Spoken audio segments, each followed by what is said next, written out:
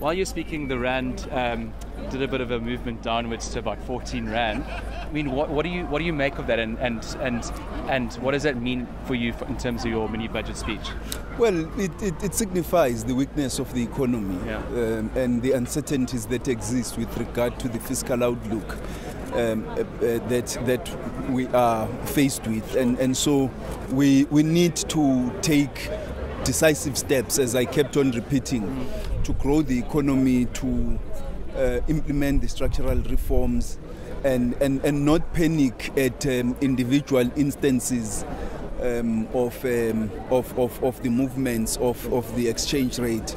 We've got to focus on the task at hand, demonstrate that we will maintain the fiscal framework, we will maintain the expenditure ceiling, and that we are going to increase the pace and scale of structural reforms, as well as SOE reforms. And once we create that confidence, then you will see an overall improvement in the economy.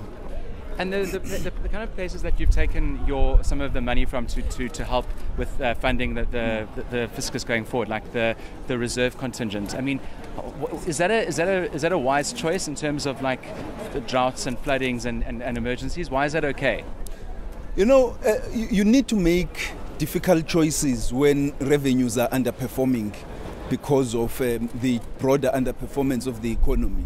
If you are faced with a 50.8 billion rand revenue shortfall, and yet you have spending pressures which you committed to in the budget at the beginning of the year, when you were projecting that you would have the money that you now know you will not have, you need to decide whether you want to breach the fiscal ceiling, which would undermine the fiscal framework.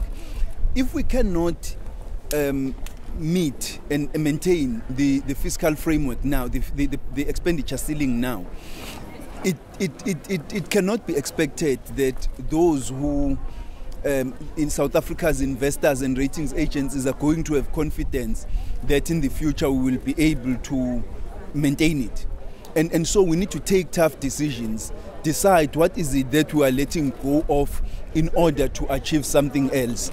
And there would be significant risks to breaching the fiscal framework, including the risk of a downgrade.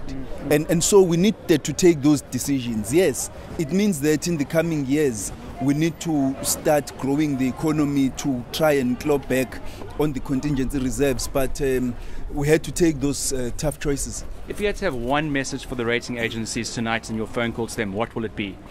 It would be that we are honest about the economic challenges we are facing, about South Africa's fiscal challenges, but we know what we need to do, and we are willing to take tough decisions and make difficult choices that are going to ensure that we maintain the fiscal framework and maintain the expenditure ceiling.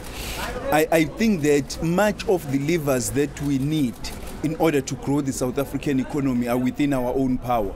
And working harder, eliminating procrastination, eliminating policy uncertainties by dealing with SOE debts, dealing with resolving the impasse on the mining charter, and dealing with governance and financial and management issues in the state-owned companies. I'm convinced that we will boost the confidence required, and the message will come out very strong.